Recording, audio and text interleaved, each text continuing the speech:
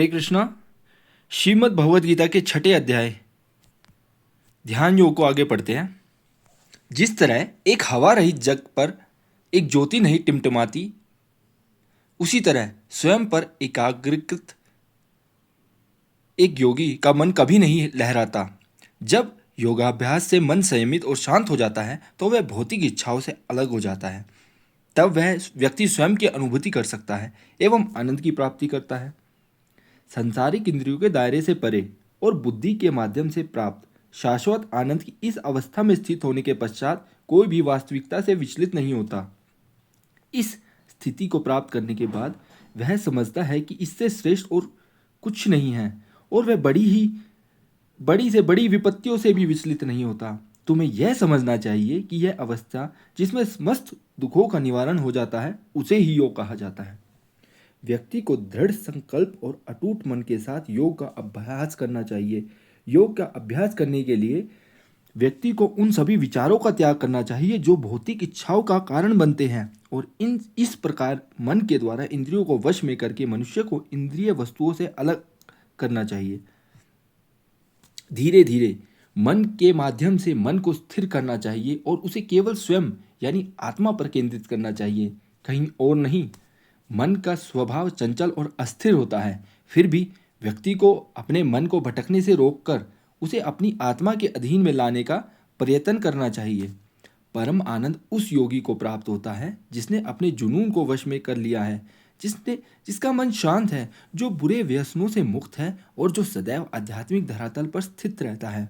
इस प्रकार योग के निरंतर अभ्यास के माध्यम से एक योगी जो भौतिक संदूषण से रहित है, परम सत्य के संदर्भ के माध्यम से शाश्वत परमानंद की प्राप्ति कर लेता है। योग के अभ्यास के लिए मन का नियंत्रण सर्वोत्कृष्ट है। समस्या स्वयं के मन के स्वभाव के कारण ही उत्पन्न होती है। मन का स्वभाव चंचल और अस्थिर है। यह सदैव इधर उधर भटकता रहता है और एक इंद्रिय वस्तु से अगले वस्तु तक जाता रहता है। नींद में भी मन का भटकना सक्रिय रहता है।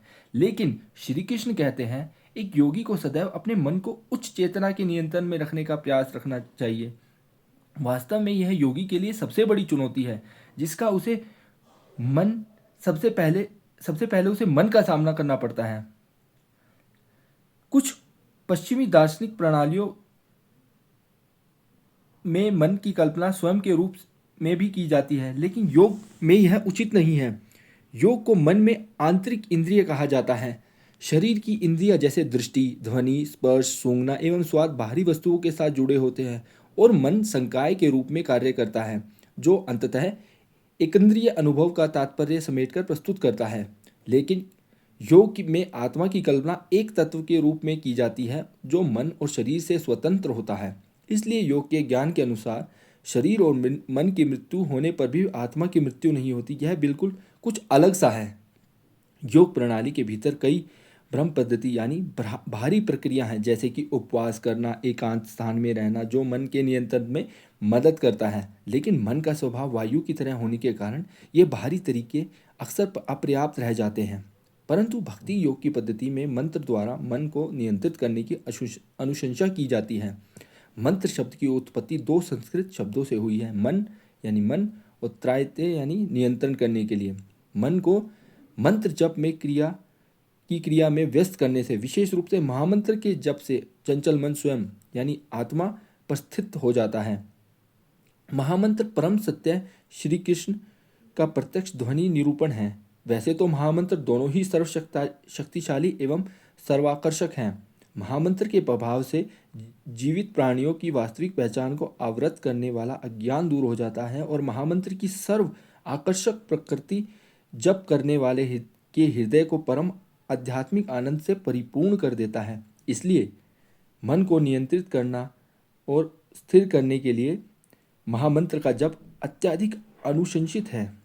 जो परम सत्य से जुड़ा होता है वह सभी चीज़ों को समान रूप से देखता है। वह सभी जीवित प्राणियों में परमात्मा को देखता है एवं सभी प्राणियों को परमात्मा में देखता है। जो मुझे सर्वत्र देखता है और जो सब मुझ में देखता है, उसके लिए ना तो मैं कभी लुप्त होता हूँ और ना मेरे लिए कभी वह लुप्त होता है। हरे कृष्णा।